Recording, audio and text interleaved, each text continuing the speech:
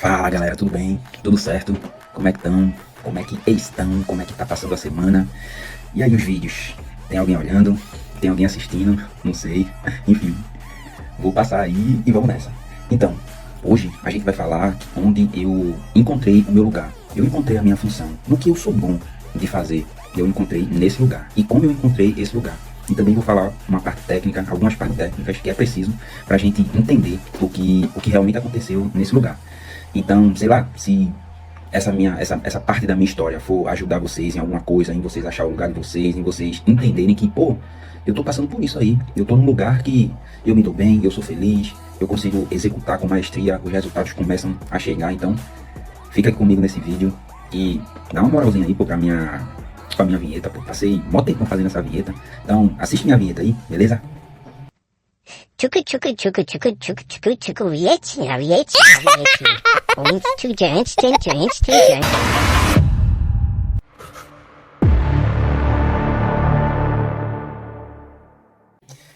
Beleza, pessoal? Vamos lá então. No outro vídeo eu tinha falado a vocês sobre a sessão de instrução, o ambiente, como é que acontecia lá, como é que a gente trabalhava, a felicidade de como a gente trabalhava, como as coisas fluíam. E foi lá, justamente lá, que foi o meu primeiro contato direto com pessoas. Entendeu? Foi onde eu comecei a gerir pessoas de fato, né, como líder, como chefe, como encabeçando, ou seja, como comandante de uma tropa, porque lá era dividido por tropas, né?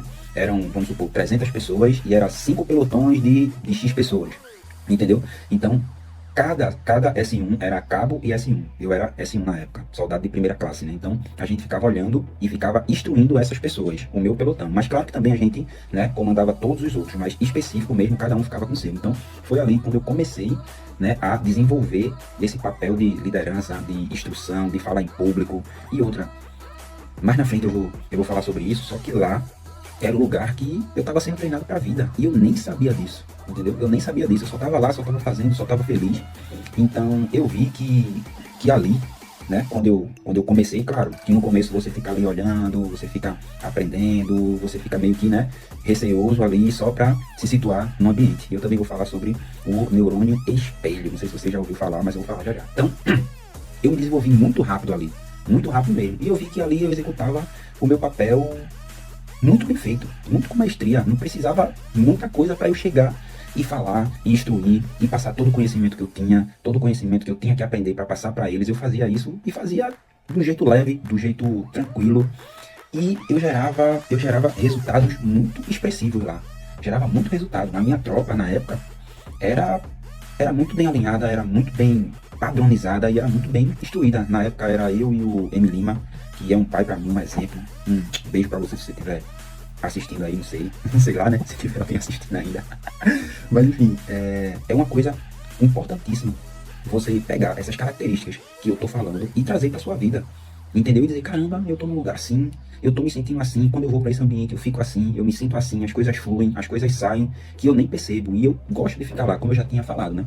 Então, os resultados, eles eram extremamente expressivos. E como eu tava falando, os resultados, eles vinham, entendeu? Eles vinham, era, assim como eu posso dizer, eles apareciam. Por quê? Eu tinha os recrutas, né, comigo, não pelo, porque no quartel, né, existem 3 tipos de liderança. Eu acho que todo mundo sabe como é, né, que é o democrático, o autocrático e o laissez-faire. Isso no ramo administrativo, né, os tipos de liderança. E lá no quartel, né, tô cansado, teve que descer ali pra tirar o carro, porque vai ter festa das crianças aqui agora. Aí eu subi correndo e voltei correndo. Peraí, rapidinho. Aí pronto. Mas voltando. Então, lá no quartel, eu sempre tive essa cabeça de, tá, tudo bem, aqui é um quartel, entendeu? A autocracia aqui é nível 100, mas eu não vou fazer isso. Então, nessa época, eu nem tinha me especializado em administração, entendeu? Nem tinha me especializado em administração, mas eu já pensava desse jeito.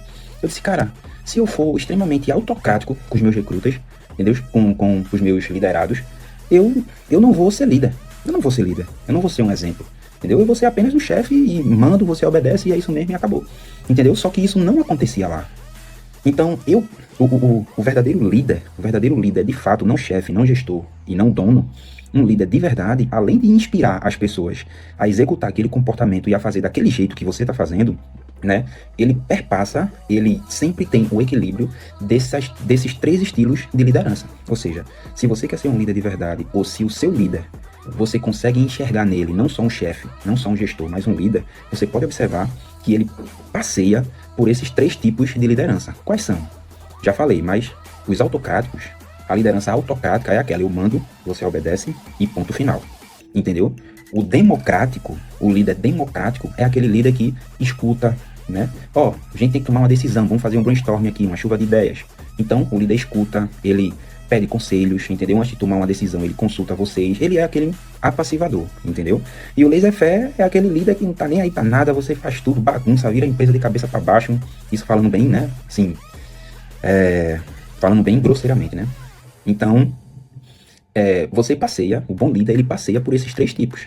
Tem hora que ele tem que ser autocrático, tem hora que ele tem que ser democrático, e tem hora que ele tem que ser laissez-faire, ou seja, ele tem que empoderar os seus liderados a tomar uma decisão, a fazer alguma coisa por conta própria, e não só depender exclusivamente do líder, do gerente, do dono, do chefe, ou qualquer outra coisa, né? Mas um líder de verdade, ele faz isso. Então, naquela época, eu já tinha essa mentalidade, não, obviamente, não tecnicamente como eu tenho agora, mas eu pensava desse jeito, eu disse, cara, se eu chegar e mandar, só mandar, entendeu? Eu não vou ser exemplo.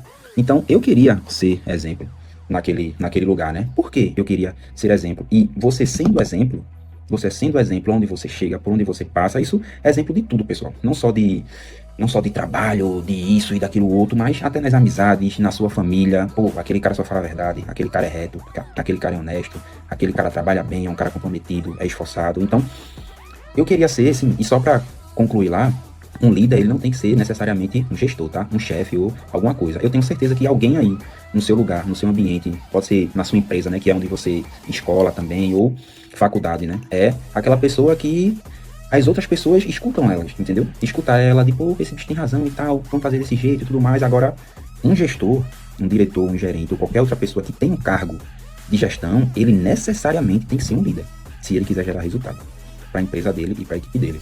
Então, na minha cabeça, eu queria ser um exemplo, entendeu? Eu queria ser um exemplo.